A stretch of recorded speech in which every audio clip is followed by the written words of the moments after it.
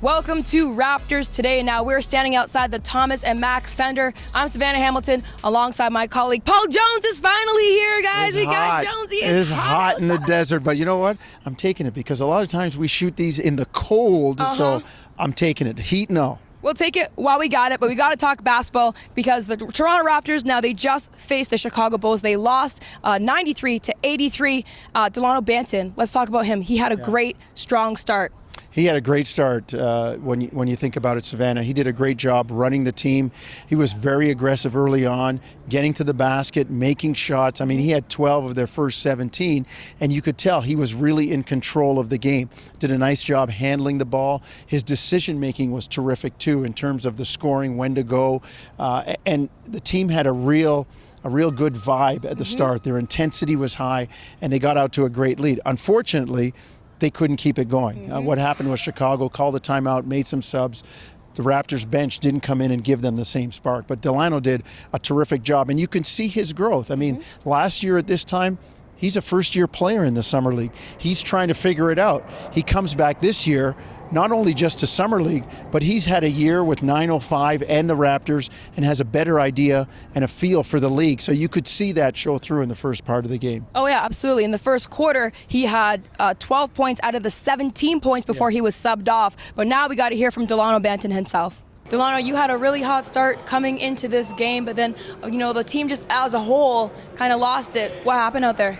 I feel like we took our foot off the gas a little bit, and then when they picked up our intensity, we couldn't pick it back up from there. But towards the end, the guys who played there, then they showed us, playing hard, cut back into the lead regardless of the time. They brought it back down to 10 points. So shout out to those guys who came out and played hard, and we're going to try and carry that energy out that we ended with from today and bring it out tomorrow so we can have a hot start again and carry it through the whole game. You shot the three ball really well in both games. I know you talked about that being a focus and emphasis for you this summer. How much more confident are you feeling with that shot from where you were a year ago? Definitely a lot more confident. Just putting up a lot of reps, getting my mechanics right, and my teammates trusting me, my coaches trusting in me to take shots. So, when I have that trust behind them, I have no choice but to feel like I'm going to make it. So, how much have you tweaked those mechanics, or is it just a matter of getting up more reps and getting more confident? Kind of just working on my arc, shooting, working on my depth. But it's just a lot of reps, shooting the same time every time you put it up, and working out at game speed. What did you see at the start of the game? Like you said, you guys got off to a great start. You had like 12 of the first 17 kind of thing. What did you see out there at the start of the game that made it so easy at that point? I guess it was kind of just a hot start. Everybody playing with that fire and that intensity. But like I said, we lost it, so we got to figure out a way to keep it throughout the whole game. So I guess it doesn't really matter, right? Koloko hit a 3 at one point. Has he been doing that a lot in practice lately? Yeah, he could shoot. We see him shoot, surprised a lot of us. When we see him shoot, like after practices, then when he gets his shots up, he makes shots. So, we're confident to pick and pop. Whenever he gets out there, if he has an open shot, he has the courage and he has the confidence to take it, and we all believe in it. Is there anything you can say to somebody like Christian or some of these guys trying to make the team? And when the team wins, everybody looks better, and you're obviously a leader. Is there anything that you can say to them as you kind of work your way through this experience? Yeah, kind of like you said, and even just something that I should take for myself. Like when the team wins, we all look better than even if your numbers aren't what you want it to be. If you win, then what you did goes into the light. So I feel like just kind of everybody coming out there with that same mentality, trying to win. But that was mainly what I would say to these guys, man, trying to win, making winning plays. That's what everyone sees. You see our whole coaching staff over there. So picking up full court, playing to our pillars is what they preach the most. So if we go out there and do that, then they should be all right.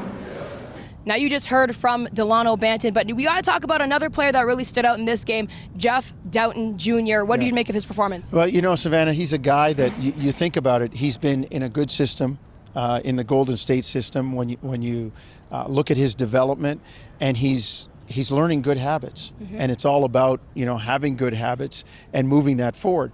And he comes to Toronto, a place where he can display that. He can show that. They need that. They're looking for that. They're looking for him to do that. And he'll take on a bit of a leadership role too. And as you said, a really strong game with 16 points. And I'm going to reflect on some of the same things that I did with Delano Banton. good decision making, knowing when to go, when to get people involved. And that gives the team an overall feel of confidence as well when you've got a guy on the floor that is leading you like that. And you could see in the first part of the game between he and Delano Banton, the team was in a really good spot. So I like what he has to offer. I like what he does. And it's a matter of, for the Raptors, prolonging those stretches over the course of an entire game. Look, they were able to do it last game. They got shut down this game. I'm sure they'll go back to the drawing board and work on it. But they've got a good base with those two guys, and Jeff Dowtin Jr. is one of them. Now we're going to hear from the head coach of the Summer League team, Coach Trevor Gleason. What has been the difference between the two games? Yeah, it was kind of a little bit of a different game. We started really well. We came out with right energy and making the extra pass, and then we just kind of lost our way offensively and getting into our offense, and it really put us disjointed, and we were taking unfamiliar shots. So it compounded both ends. Koloko shot and made his first NBA three, at least here. Just talk to me about how he's expanded his game. Like, now we're seeing him take threes with confidence too. Yeah, it was good. It was pick and pop. It was all good. So now we just got to keep on putting layers with him, getting the reps in at the practice, and when they present themselves out on the court, he has the green light to step out there and shoot if he's open. And that's something that we still got to develop in his game. You mentioned develop, key word here, because that's what NBA Summer League is all about. Where have you seen the most development with this group of guys so far? Yeah, I guess today was a little bit disappointing because we're practicing really hard and playing the right way, and just disappointed it didn't click today for him out there. So we got to regroup ourselves, and being a professional, you got to brush yourself off and come back tomorrow and really work how we've been practicing on the court. You talked about layers, Coach. Give me a base layer for Christian and what he's really good at and what you'd like to see on the next layer of the scaffold. Yeah, well, he's very, very raw offensively. We did a really good jump hook, finished that on, and went to the foul line. He's got to be consistent on that and the pick and pop. But obviously he's got to be handling the ball and making that good decision where he can hand off for the guards and roll, turn the corner. Offensively, he's still got a fair bit of work to do. Where are we on it? Defensively, he's really smart, and obviously got that length, gets the block shots, and you just got to find that rhythm of the speed of playing professional basketball. And you can talk all you want, but you actually got to get out there and play it. Hey, look who I found! Amy Audibert is here with us in Vegas as well. Amy, how you doing? I'm great. I'm so happy to be here. My face hasn't melted off yet because it is like that this week here in Las Vegas. But so happy to be back around and see some familiar Raptors faces. Listen, I brought a blazer to wear on air, and I can't wear it. It's like 43 degrees outside right now, Celsius. But let's talk basketball, because Christian Koloko, he took the floor. Not the best performance, but what did you make of it?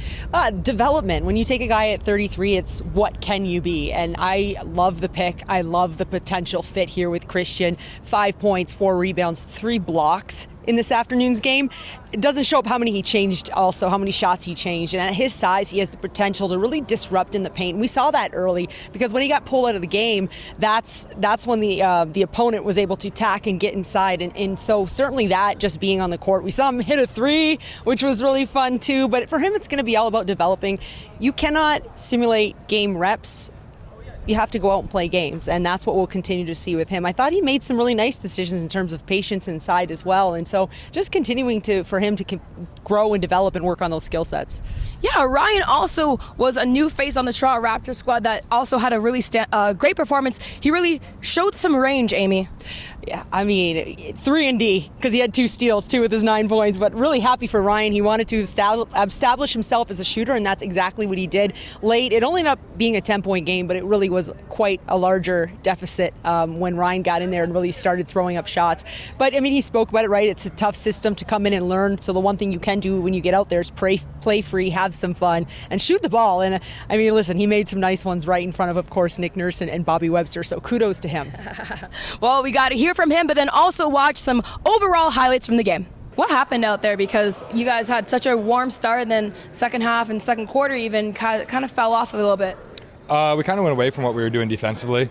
Shots stopped falling too. That was some of it, but especially the first game against Philadelphia, we just had really good ball pressure. We were, flying around defensively, making it tough for the offense, and then today we kind of got away from that for a little bit, and The good thing is we get to play tomorrow, and I'm sure we'll be a lot different team tomorrow.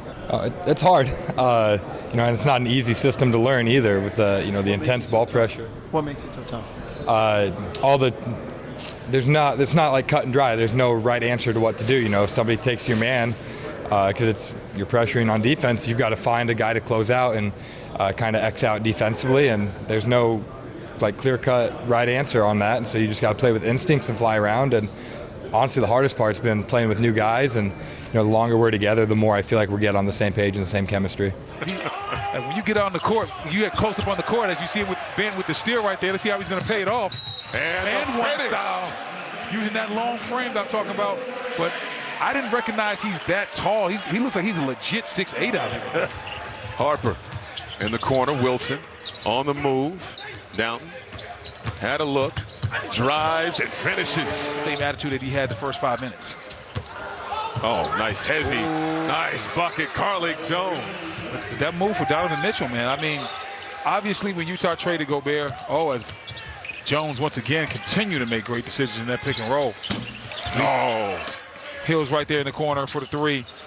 Love the way the Bulls are playing, but to get back to Spider Mitchell, as you see Koloko showing some lines. Terry was strong, but Carlik Jones, a perfect 7. Oh, wow.